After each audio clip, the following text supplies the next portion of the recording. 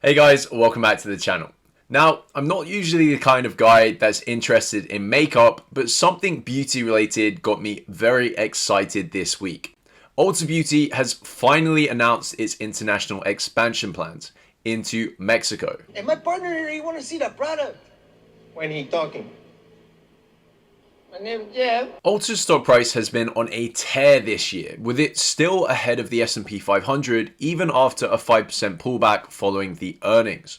Now, the earnings themselves did have some causes for concern. Its rate of growth is actually slowing on all the key metrics. Operating earnings, same-store sales, all of those things are slowing and they're guiding lower as they go forward. But overall, I was relatively impressed with them, and the plans to move into Mexico are extremely game-changing for the company, and I don't think enough people are talking about it. Before we jump into the stock analysis, for full disclosure, I am an Ulta shareholder. Around 8.9% of my portfolio is in Ulta Beauty shares, and my average buy-in was $448 per share. Before we take a deep dive into Ulta's actual earnings numbers themselves, let's hear what the analysts are saying about why Ulta's stock price sold off and why they don't like the company. And I think, coming out with Sephora and some of the online brands, it's going to be a little tough for them. So I would rather stay steady at this point rather than take a position in Ulta.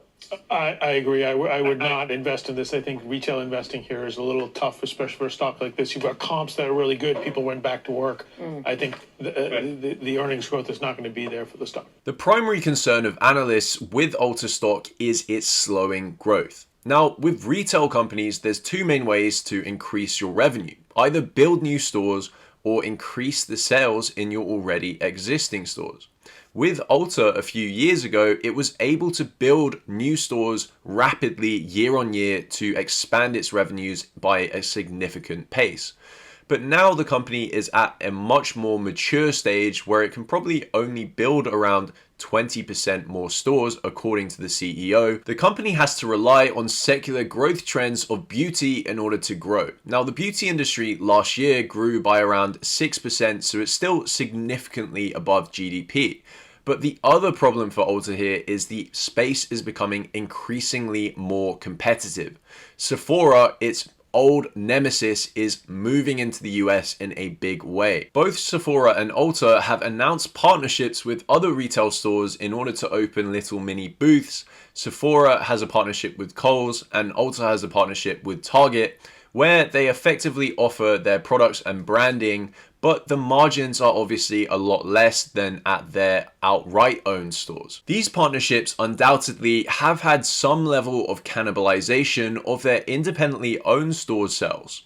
Now, alongside the added competition that are lowering operating margins at Ulta, it wouldn't look that amazing for the business, and these analyst concerns would be correct. However, they're missing one major thing from the earnings, and that was the announcement of Ulta's expansion into Mexico.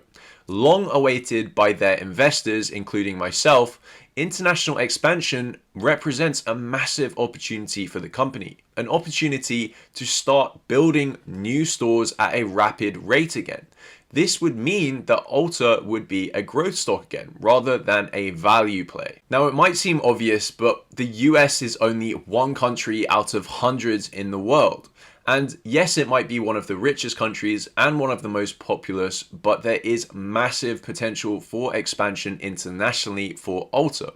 Ulta has 0 stores outside of the US currently. There were plans in 2020 to expand into Canada, which I think were great, but they were put on ice after COVID obviously changed the entire paradigm for the retail industry. Sephora has a similar number of stores to Ulta within the US, but it also has a presence in dozens of other countries. It's shown that it's easily able to make a profit and that the business model works outside of the US as well. It even has its own stores in Mexico already, around 30. So the Mexican expansion plans by Ulta do seem like they will go pretty well. When it comes to international expansion, one of the key problems that American firms might face is the cost of dealing with local legislation and laws, as well as setting up supply chains and infrastructure in a country that they don't know that well and aren't that familiar with. In the case of Sephora, it's actually a bit easier for them because they're owned by the Louis Vuitton group, which often already has stores in these countries and has some kind of relationships and infrastructure set up there already, as well as the deep pockets of LMVH, obviously. With Ulta though, they've decided to partner with Grupo Axo, a Mexican or South American firm which helps and specializes in partnerships with Western brands and companies and opening stores for them in Latin America without the parent company actually having to invest that much in terms of capital expenditure, legal costs, and so on. Now, obviously for Ulta, the operating margins will be lower on these Mexican stores than their American stores as they're having to split the profits with Grupo Axo. But I do think it is a wise move for the company to initially begin their international expansion plans with this conservative and play it safe kind of a move. Obviously, the margins would be higher were they to open their stores independently, but I think this has been well thought out and it is a good plan. Ulta's Mexican stores won't be opened until 2025 at the earliest, which means we won't see any kind of positive impact to Ulta's revenues until 2025 at least. But we might see a hit to the profits of Ulta. Even though they have a partnership with Axo, it doesn't mean that their capital expenditures for Mexico will be zero. It just reduces them. So we will see increased capex apparently in the first 6 months of this year, and that could mean that Ulta's profits don't look as good as what they could have been had they not expanded internationally. However, I obviously think this is a wise move to invest into future income, and I think that the Mexican stores will be a smash hit. As for why Ulta chose Mexico rather than its original plans for Canada to expand into, it isn't exactly fully clear, but what the COO said in the earnings call was that they had a lot of data on Ulta stores on the Mexican border with the US, and they were extremely packed with Mexican clientele, probably coming from across the border to do some shopping and then going right back. So it did seem like an obvious choice to open Ulta stores where brand recognition is high in Mexico and tap into that market. Now, this will be a relatively small international expansion. I see it as the exec team basically trialing how their brand will do outside of the US.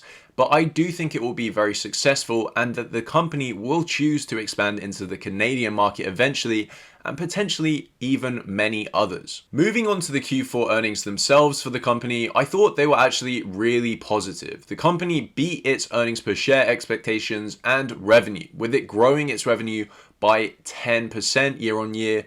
There was an additional week in the quarter this year, which actually threw off the comparisons a little bit. So you can probably subtract 1% or so from that. But for a company that's meant to be having extreme slowing growth, that is rather counter to the narrative. Already existing stores sales growth was only 2.5% in the quarter, which was a little bit disappointing, but for the full year, which I think is a better comparison, they grew by 5.6%, which is pretty close to the beauty industry standard and is a relatively healthy number.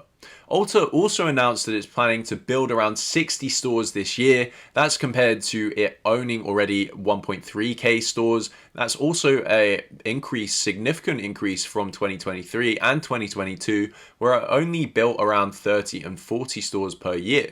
So on that front, we're looking pretty good as well. Ulta's operating margins did also drop 1% in 2023 as compared to 2022, and most of that was due to increased promotional activity in order to encourage consumers to obviously shop at the shop.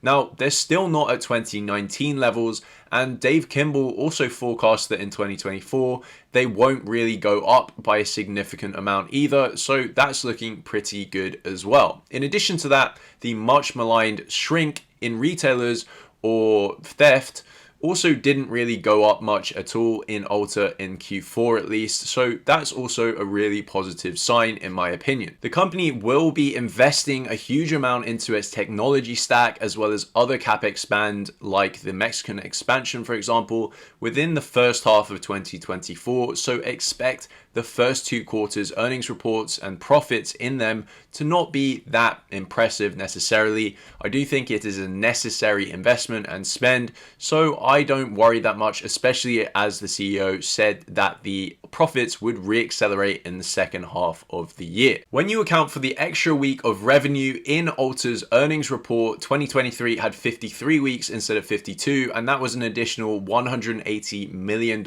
of revenue. You can see that the forecast for 2024 is also a very healthy level of growth, around 6.5 to 7% revenue growth, and many analysts are speculating that that is probably quite conservative. So is growth really over at Ulta? Is it a mature company that has no way to expand? Well, in my opinion, definitely not. I personally believe that the company is being priced as if it will basically stay in the US and not expand at all, even though we've clearly seen from their rival Sephora that it's a perfectly valid business model to go international. The company is sitting at a 20 price to earnings ratio, even though it is growing faster than the average S&P 500 company. Now, that represents a massive shrink in its PE ratio from a few years ago when it was able to expand much more rapidly with new stores. Back then, it used to have a PE ratio of around 30, and we've seen it now drop because investors are expecting little growth over the next few years. Because there's been such a monster rally in the share price of Ulta over the last few months, I do think that that means that it requires a higher level of growth than what was needed around a year ago when I was buying for the share price to be fairly valued. According to a DCF calculation that I did, the company would require around 8% revenue growth over the next 10 years in order to be fair value at its current price. And I don't think that is completely unachievable. After all, next year revenue forecasts are around 7%, and that's before its international expansion really starts to ramp up in 2025 with its expansion into Mexico, which will hopefully go well and drive revenue growth for the years to come. In addition to that, whilst the company is sitting at a 20 price to earnings ratio, it's a great time for the company to be buying back shares because they're relatively cheap if the company is going to expand its multiple in the future due to higher growth. The company bought back over 4% of its shares again last year, which is a great deal for you as the shareholder because it means that you now own 4.2% more of the company if you are holding your shares. I just think this is such a well-run company. It has zero debt whilst it's expanding its revenues year on year, and now it's about to go international and ramp back into the growth phase, in my opinion. I've already got a huge amount of my portfolio in this stock, 9%, so I probably won't be adding to my position, especially when the current price is so much above where I bought in on average, but I do think that it has potential to be a great stock in the long term. According to my DCF, if it were to achieve 10% revenue growth over the next few years, then it would be around 17% undervalued currently. And I don't think that is completely absurd or unachievable if the international expansion goes well. So those are my thoughts on Ulta Beauty. Let me know if you guys own any shares in the company, what you think about their prospects, international expansion, and so on. Please leave me a like and subscribe if you made it this far, and I'll see you guys next time.